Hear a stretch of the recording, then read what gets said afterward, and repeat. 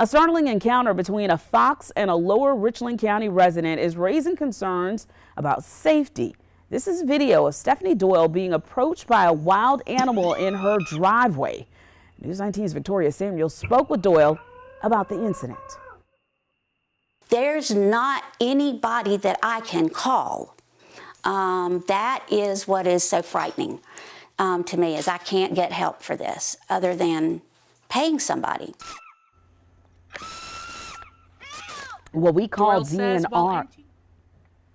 We called DNR and they confirmed to us that residents do have the right to defend themselves if a fox approaches them, but not if a fox is on their land just passing through. Let's listen in. And it started going away, and then it made a 180 and it started running towards me. But this is not her first encounter.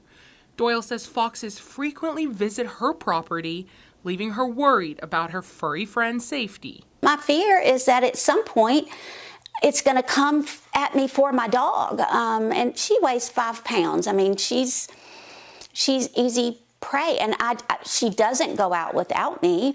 But you know, I should be able to let my dog go out, not on a leash, in my backyard.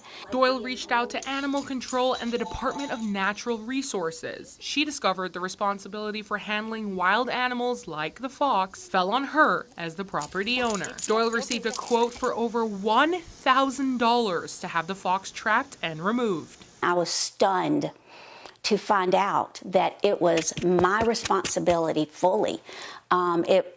There was no county agency, there was no state agency, there was nobody who would come out to help with this problem. Kevin O'Halpin from Blythewood Wildlife Removal says foxes are looking for food and shelter, but people should be mindful around them and their animals. All animals and cats, yes, because the fox might look at them as prey. So basically, they should not approach the fox. If the fox does charge them, they should just make a loud sound and hopefully it'll scare it away. A lot of times if they are looking for food or a shelter, especially when they have cubs, but 9 times out of 10, they're looking for a food source. O'Halpin says more residential developments lead to wild animals in neighborhoods. They're just wildlife, you know, and with all the building that's going on, they're losing more of their ground, and they're becoming more frequent in residential areas because of all the building. In Columbia, Victoria Samuels, News 19, WLTX.